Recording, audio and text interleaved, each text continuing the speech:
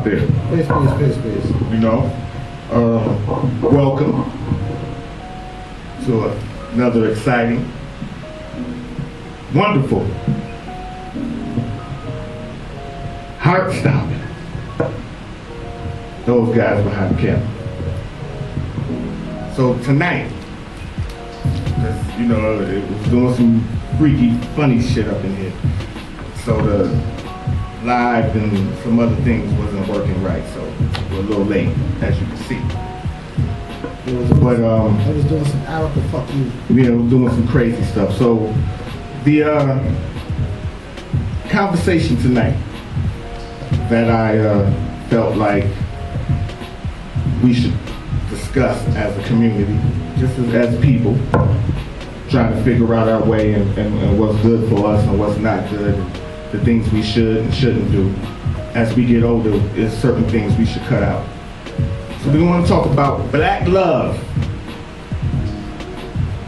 marriage amongst black people, and just the relationships between men and women in our community. You know, the good, see, I think that the good, the bad, everything has to be put on the table. That's the only way we can clean ourselves, or any situation we in, is once we weigh, you know, the good and the bad on a scale, and like, this situation, should I continue going through it? You know what I'm saying? Because I know it's bad, and to me, before I keep going, you know, God damn it, I'm gonna let the people that's here state their name for the people and let everybody know. You know, I was ready to go in because I'm looking at the time, but state your name for the people and let them know who you are. Hey, what's going on, people? In my neighborhood, I'm known as Black. I'm also go by Brothers Nice. You already know what it is. That the assassin, Messiah, you know what I'm saying, Grand Reaper. And not me. He's here. So, like I was saying, you know, getting back to black love and us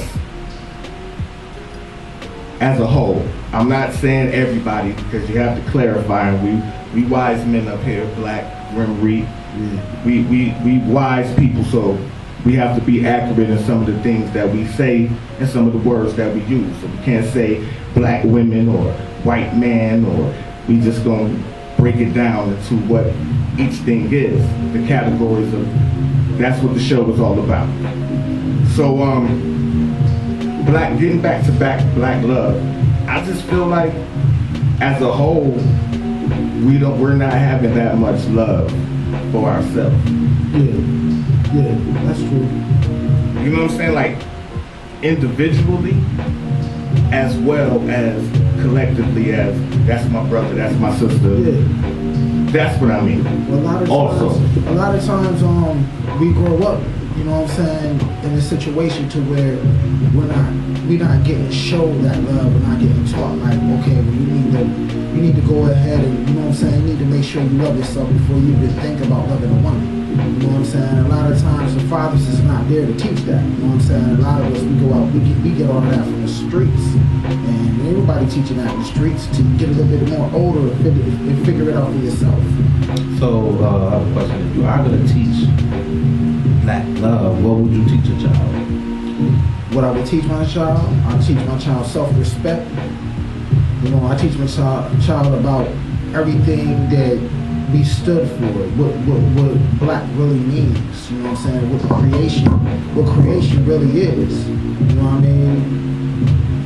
I mean, we gotta teach the youth, that's the number one thing, we got to teach the youth. And that's true. We gotta teach the youth, but we also gotta teach ourselves. You know what I'm saying? Because you could be giving the youth the wrong food. You could be teaching them wrong. That's the only way you could really teach them. And right now, we in a situation where, when I look at our community, I just see us surviving. You know, there's ups, there's downs, but we just surviving.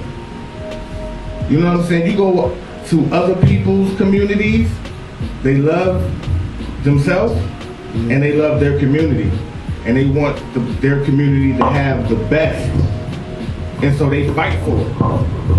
They communities. How would you get out of survival mode? Let's say We gotta make our community safe, and we gotta let's say I'm gonna use myself as an example. Let's say I am in survival mode. So being in survival mode, I'm probably gonna be a little bit more aggressive. I probably don't have everything to take care of myself. Even if I have most things, like let's say my bills are paid, or I have a decent place to live, I'm in an okay neighborhood, but I don't have a vehicle or something like that. So if I was to start anything new, or if I was to go out on a limb and I'm already in survival mode, how would I give and accept black love when you're in survival mode? Because when you're in survival mode, you're literally I'm not gonna say feel like you're trying to get everything that you feel is yours, but you're literally not trying to go backwards. This is why you're in survival mode. You don't want to go to the bitter days that you had. It's like it's like an instinct. Yeah. It's like I'm just primal right now. This is what I got to do, and I'm gonna get it. And this is what I got to do to get it. And what I'm saying is, as we get older, at least when I was coming up, there was more neighborhoods. There was more people on them streets that everybody knew each other. There was more people in that building that, knew everybody. There was a sense of community. So it made us feel good. We was taught about who we was, who we are. You know what I'm saying? So, yeah, you're gonna have your little skirmishes, your little squabbles and stuff like that. But you still understand that we black people, we in this together. And I don't really see it like being taught that way as much as it is, as it was 90s, when I always say people had the African medallions and the Malcolm X medallions, and it's a black thing. We were saying things like, yo, you not us and we happy to be us. It was just love, like the 70s. It was some love shown more than the negative. Yeah, it was the underbelly of heroin and prostitution and pimping, but the grand scheme of what we was looking like wasn't that shit. It was, yo, they got homes. Grandfather is the man. He kind of set it up with grandma how to make this work, and now you know what I'm saying. It was more structure, which goes into marriage, because we don't get married, and for whatever reason we look at it like it's just a piece of paper, and it could be.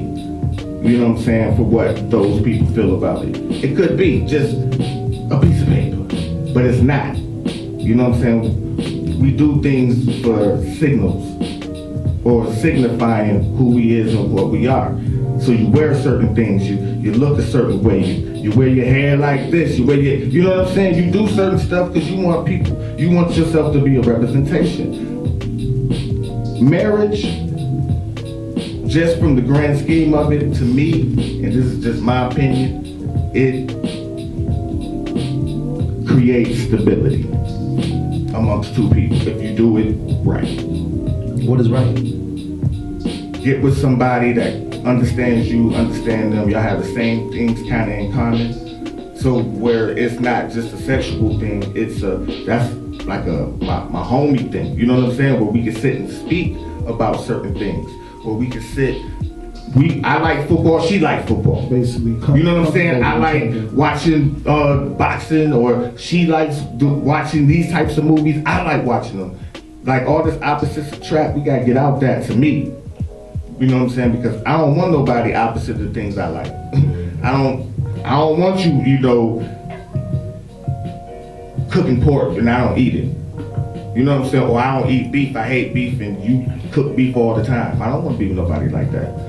So when I'm saying right, what that is, we rush into things even just amongst relationships, the way I'm looking at it. Not knowing what we getting into. You know what I'm saying? We forgot. You know what I'm saying? You remember when you were younger, you used to sit on the phone with somebody for like 2-3 hours and y'all just talk about all kinds. We don't even do that no more. When you really look at it, like you're not getting to know the person that you're actually speaking to or talking to, because everything is on above the ground level. Like you smoke, you drink, yeah, you know, you work, you know, you got kids, yeah. You know, and then it goes into superficial shit where nobody's really getting deep into, you know, what you think about this, and really think about that, or do you watch the news? Nah, I don't watch the news. That's some bull. I don't watch that shit. Like, you like love the hip hop? Oh hell yeah, I watch that shit all the time. You know, like. Basically, what you're saying is that we're repeatedly falling into the trends instead of actually soul searching with the individual. Right. So, okay, so if you're a black man, let's say a young black man, because young black men, when you're a young black man, you tend to make a lot of mistakes. So I'm gonna start with the young black man. You know, all of the mistakes might not be yours, but mistakes happen. So, like, when you're talking about love of black people, a lot of black dudes, they have a baby because of sexual desire. So, being a black man, when you're a young black man, you're not looking past, when you're trying to attract a woman, most young black men, when you're trying to attract a woman, they're not really looking past car, jewels, and clothes. Not the woman, the man. So if you were looking for a relationship with substance, first of all, you have to yourself look past cars, jewels, and clothes. Even though you think this is what the woman wants, when she gets older, she's gonna definitely want substance.